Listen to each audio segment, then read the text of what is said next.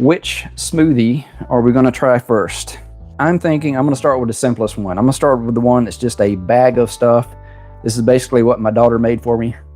I'm gonna try some of that kale. Yeah, it does have a little bitterness to it. So most of the recipes are talking about how you balance that bitterness of the kale.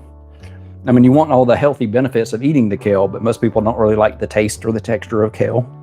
I kind of like it. It's really good. But our first recipe, we're gonna go the simple route.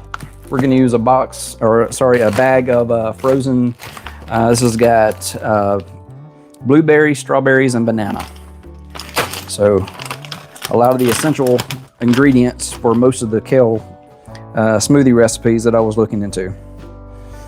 So that one is our banana berry smoothie. Just gonna use that mix, add some water and our kale, and mix it up.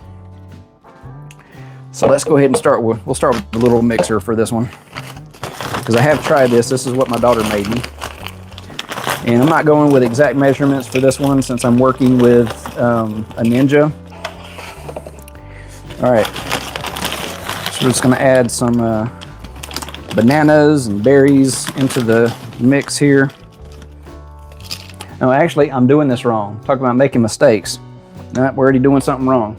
Let's grab a little bowl since I've already pulled those out. We'll save those for the next step. First step is we need to start with our liquid and our soft stuff. So I'm gonna start with a cup of our kale here. I'm gonna add that in. We'll add a little water to that. We'll add about a cup of water. That should be about right. And then we're using a Ninja, so I'm just gonna add the lid. Oop. Blades inside would make a lot more sense now, wouldn't it? Okay, and then I'm gonna go ahead and apologize. I'm using a blender or a Ninja for these recipes to make smoothies. So there's gonna be some noise. All right, and I haven't really used the Ninja, so hopefully I know how to do this correctly. First step, plug it up. All right.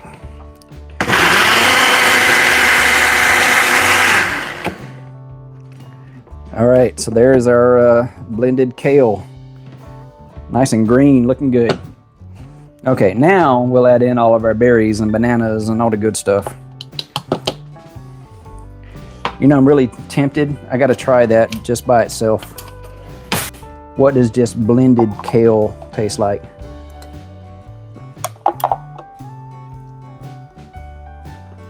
Very bitter.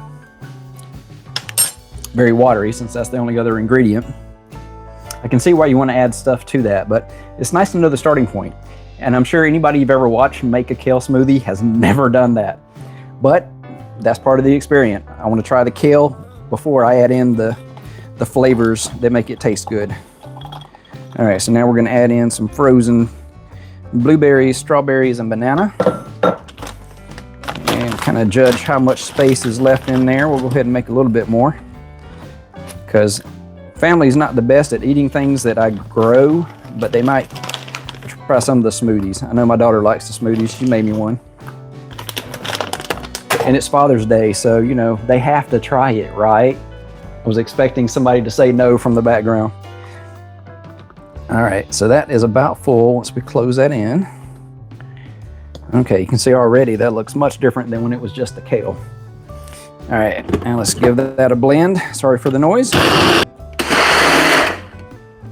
All right, that's looking good.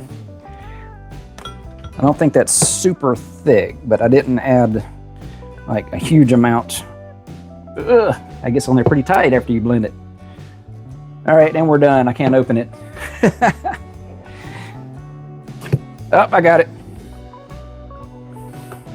All right, got our first smoothie. Sorry for the technical difficulty, but you know, something can go wrong, it will go wrong. All right, I've got 3 glasses prepared for our smoothies. All right. That one looks good. Looks chunky. Nice. All right, so we got to do the foodie thing. Let's see. Got to do it over here so it's got some light on it. No, there we go. There's the good view. So there's our first kale smoothie. There's our banana berry. Yeah, you taste the bananas, strawberries, blueberries. Still taste the kale, but it's not overwhelming. It's not bitter. Yeah. That's the way to go. That's a good one.